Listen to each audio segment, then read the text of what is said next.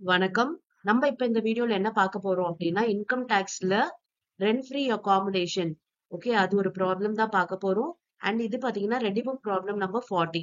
S, problem பார்க்கலாமா? Mr. Nataraj is employed in Delhi and gets the following salary emoluments.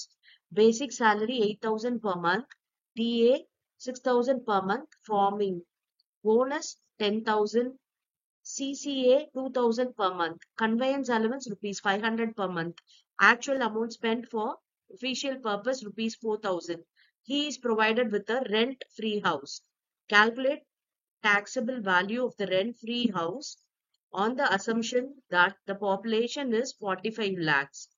S, இப்ப இந்த problem போடலாம்.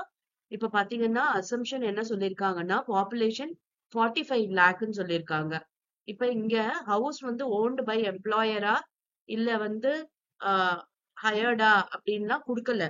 அதனால நம்ம என்ன அசியூம் பண்ணிக்கிறோம் அப்படின்னா house is owned by the employer அப்படின்னு சொல்லிட்டு நம்ம அசியூம் பண்ணிக்கிறோம். அப்ப பாப்புலேஷன் தான் வந்து நமக்கு எவ்வளவு வேல்யூ ஆஃப் ஆர்எஃப்ஏவை டிட்டர்மைன் பண்ண போகுது. இப்ப பாப்புலேஷன் 45 லேக்ஸ்ன்னு சொல்லிட்டாங்க.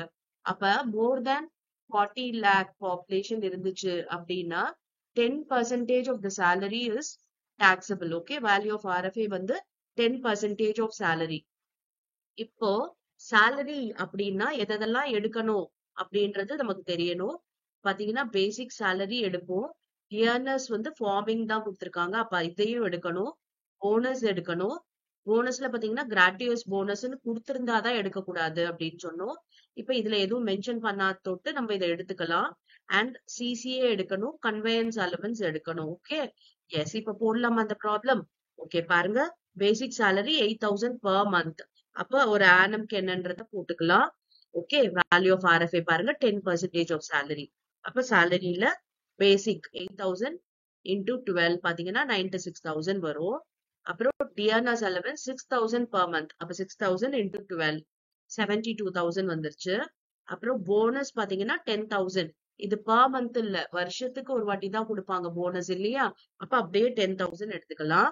Okay, CCA city compensatory allowance பாத்தீங்கன்னா இட் இஸ் ஃபுல்லி டாக்ஸபிள். மத்த அலவன்ஸ் எல்லாம் நம்ம டாக்ஸபிள் போர்ஷன் மட்டும் தான் எடுக்கணும்.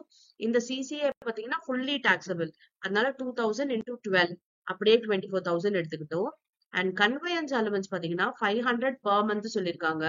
ஆக்சுவல் அமௌண்ட் ஸ்பெண்ட் ஒபிஷியல் பர்பஸ்க்காக பாத்தீங்கன்னா 4,000. அப்ப 500 per monthனா இயருக்கு எவ்வளவு? 500 இன்டூ 12 6,000 வருது. இப்ப இந்த 6,000 எடுக்கலாமான்னா எடுக்க கூடாது. வெறும் டாக்ஸபிள் போர்ஷன் தான் எடுக்கணும். அலவன்ஸ்ல டாக்ஸபிள் போர்ஷன். ஏன்னா இங்க 4,000 நம்ம எக்ஸம்ஷனா கிளைம் பண்ணலாம். எவ்வளவு அமௌண்ட் அபிஷியலுக்காக ஸ்பெண்ட் பண்ணிருக்காங்களோ அது எக்ஸம்டட். ஓகே, அப்ப 4,000 போயிடுச்சு அப்படின்னா பேலன்ஸ் 2,000 தான் வந்து டாக்ஸபிள். Okay, yes. இப்ப salary அப்படின்னா இது எல்லாத்தையும் நம்ம ஆட் பண்ணா வர்றதுதான் நமக்கு இந்த ஆர்எஃப்ஏ கண்டுபிடிக்கிறதுக்கான salary. ஓகே, இப்ப 96, 72, 10,000, 24 பிளஸ் 2 போட்டோம்னா நமக்கு 2,04,000 வருது. இப்ப இந்த 2,04,000ல 10% ஆஃப் salary. ஏன்னா பாப்புலேஷன் இஸ் மோர் தேன் 40 லேக். 40 லேக்குக்கு மேல இருந்ததுன்னா 10% ஆஃப் salary. அப்ப இந்த 2,04,000 இன்டூ 10% போட்டோம்னா நமக்கு எவ்வளவு வருது பாருங்க, 20,400. இதுதான் வேல்யூ ஆஃப் ஆர்எஃப்ஏ. புரிஞ்சுதா? ரொம்ப ரொம்ப ஈஸி இந்த வேல்யூ ஆஃப் ஆர்எஃப்ஏ கண்டுபிடிக்கிறது.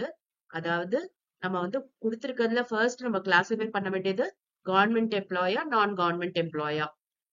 கவர்மெண்ட் எம்ப்ளாயா இருந்தா லைசன்ஸ் ஃபீ தான் நமக்கு டாக்ஸபிள்.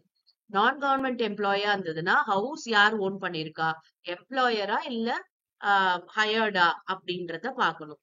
எம்ப்ளாயரோட ஹவுஸ் அப்படின்னா நமக்கு வந்து பாப்புலேஷன் வந்து எவ்வளவு பெர்சன்டேஜ் ஆஃப் சேலரின்றத டிட்டர்மைன் பண்ணும்.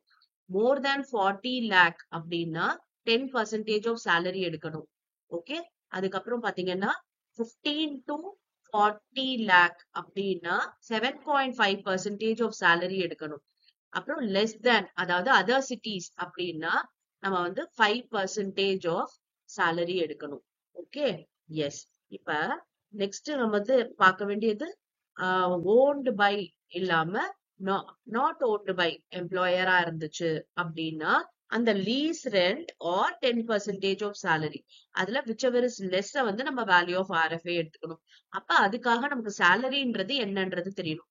சேலரின்றது எதெல்லாம் இன்க்ளூட் ஆகும் அண்ட் எதெல்லாம் இன்க்ளூட் ஆகாது அப்படின்றத நம்ம ப்ரீவியஸாவே டீடைல்டா பார்த்தாச்சு. அந்த ப்ரொவிஷன்ஸ் எல்லாம் பார்த்துட்டு வந்தீங்கன்னா உங்களுக்கு ஈஸியா புரியும். எஸ், இப்ப நெக்ஸ்ட் வீடியோல வேற ஒரு டிஃபரெண்டான ப்ராப்ளம் பார்க்கலாம். Thank you for your patient listening.